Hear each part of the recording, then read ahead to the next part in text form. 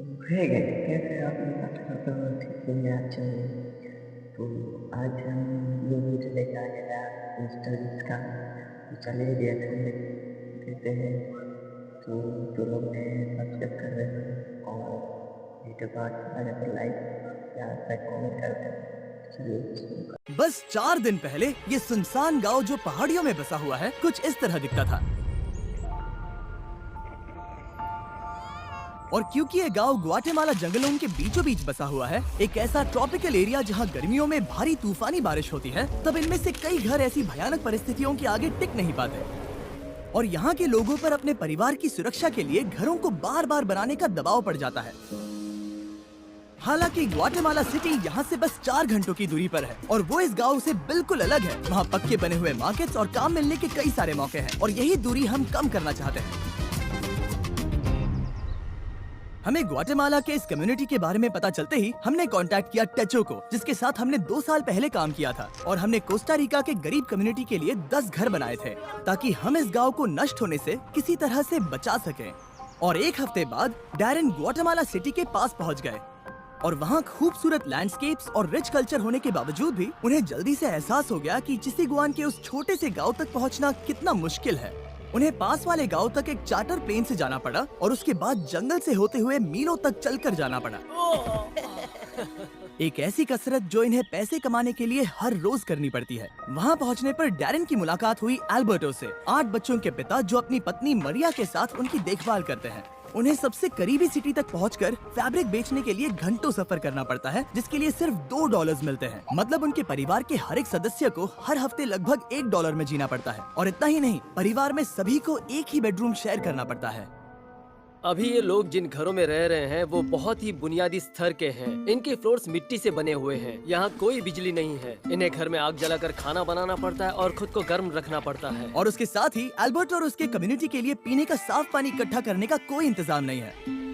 हमें अब भी जाकर कुएं से पानी लाना पड़ता है और जितना पानी हम इकट्ठा कर पाते हैं वो हमारे पूरे परिवार के सदस्यों के लिए काफी नहीं पड़ पाता। अपने परिवार को पालने के लिए इन्हें इतनी मुश्किलों से जाना पड़ता है कि हमें ये देखकर बहुत बुरा लगता है। हम इस समुदाय की मदद करना चाहते हैं। इनकी जिंदगी में बड़ा बदलाव लाना चाहते हैं। इन्हें एक कंफर्टेबल और सुरक्षित जगह देना चाहते हैं जहां ये बच्चों को बड़ा कर सके। तो अगले कुछ दिन हम हमारे पार्टनर टेचो जो यहाँ काम करने वाले हैं उसके लिए हमारे पास एक बड़ी योजना है। तो बस 4 दिनों में हम यहाँ पर 15 नए घर बनाने वाले हैं जहाँ होंगे बेसिक इलेक्ट्रिसिटी के लिए कुछ सोलर पैनल्स, एक सैनिटेशन सिस्टम, कंक्रीट के फ्लोर्स, एक लकड़ी जलाने का चूल्हा और एक रेन हार्वेस्टिंग सिस्टम जो होगा स्टोरेज और फिल्ट्रेशन के साथ। टेचो में ऐसे लगभग 15 लाख वॉलंटियर्स हैं जो इस ऑर्गेनाइजेशन से पास होकर निकले हैं। इस तरह की एक्टिविटीज उन्हें उनकी पारंपरिक जड़ों से जोड़कर और उन छोटे कम्युनिटीज को सहारा देकर उनकी जिंदगी बदल सकती है। वो अपने और उन कम किस्मत वाले लोगों के बीच की दूरी कम करने में मदद करते हैं। अगले दिन सुबह सुबह जब उस काम को शुरू करने में 4 दिन बचे थे, तब टेचो के करीब 50 वॉलंटियर्स उस गांव में कंस्ट्रक्शन शुरू करने के लिए चले गए और उस गांव में सड़कें कम होने की वजह से डैरेन और उन वॉलंटियर्स को सभी बिल्डिंग इक्विपमेंट्स पहाड़ी की चोटी पर उठाकर ले जाने पड़े जहां वो नए घर बनाए जा रहे थे। इसलिए अगले 48 घंटे बहुत ही मुश्किल होने वाले थे।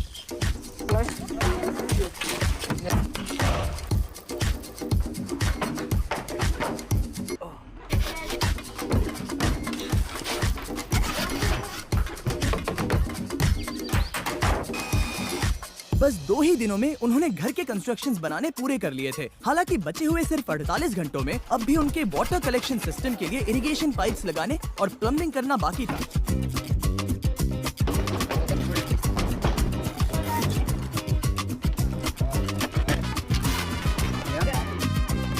वो यहाँ पर बहुत सारा पानी इकट्ठा कर पाएंगे ताकि बारिश के ना होने पर भी इनके लिए पर्याप्त पानी मुहैया हो सके। ये उनके लिए एक बहुत बड़ी सुविधा है। मैंने कभी डैरेन की क्षमता पर शक नहीं किया, पर इस बार वक्त बहुत कम था। मुझे विश्वास नहीं होता, पर सूरज उगने से पहले उन्होंने वक्त पर काम खत्म कर लिया ताकि एल्बर्टो और उन सभी परिवारों को नए घर का सरप्राइज मिल सके। और बच्चे तो अपनी एक्साइटमेंट रोक ही नहीं पाए। चलो रिबन काटते हैं। हम तुरंत ही देख पा रहे थे कि ये समुदाय कितना खुश था। उनके चेहरे पर की वो हंसी, उनकी आवाज में एक्साइटमेंट, वो एक बेहद खूबसूरत अनुभव था। वो जिस तरह से शुक्रिया कर रहे थे वो मुझे हमने किए काम से बहुत बड़ा लग रहा था। अब उनके पास और ज्यादा पैसे कमाने के लिए बहुत सारे मौके होंगे, क्योंकि अब उन्हें बारिश के बाद घर को मेंटेन करने के लिए कम वक्त लगाना होगा और टेचो के बनाए हुए नए रोड से उन्हें पास के कम्युनिटी में आना जाना आसान हो जाएगा। अब बिजली के होते उनके बच्चों को रात में पढ़ने में बहुत आसानी होगी। ये नए चूल्हे हेल्दी खाना बनाना बहुत आसान कर देते हैं और इसी से ये कम्युनिटी बड़ी हो जाएगी और एक दिन एक फुली फंक्शनल गाँव बन जाएगा, जहाँ पास में बसी हुई सिटी के लोगों जितने ही काम होंगे। तो अल्बर्टो और उसके परिवार को अब कभी भी उस जोखिम भरे रास्ते से जाने की जरूरत नहीं पड़ेगी। हम इस सब के लिए बहुत खुश हैं। मेरी बीवी और सभी बच्चे भी इसे लेकर बहुत खुश हैं और मैं भी बहुत खुश हूँ।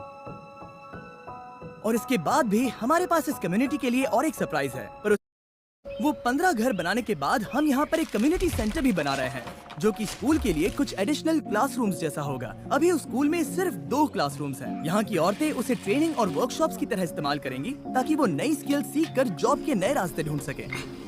इस गांव के लोगों ने हमारे लिए अपने घरों को खुला कर दिया, अपने दिलों को खुला किया और साथ ही में अपने समुदाय को भी खुला किया और उसका हमें इस समुदाय में रहकर एहसास हुआ। इस वीडियो के लिए आपका सपोर्ट मायने रखता है। उम्मीद है आपको मजा आया होगा। हमेशा की तरह आप सभी की आंखें इस वीडियो को देखकर लोगों की मदद करती हैं।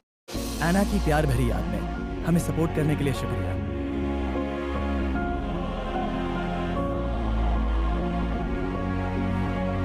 तो हे गाइस, कैसा लगा तो वीडियो? तो अच्छा लगा तो कमेंट कर, और जो लोग नए हैं सब्सक्राइब कर देना। बाय बाय, मिलते हैं दूसरे वीडियो में।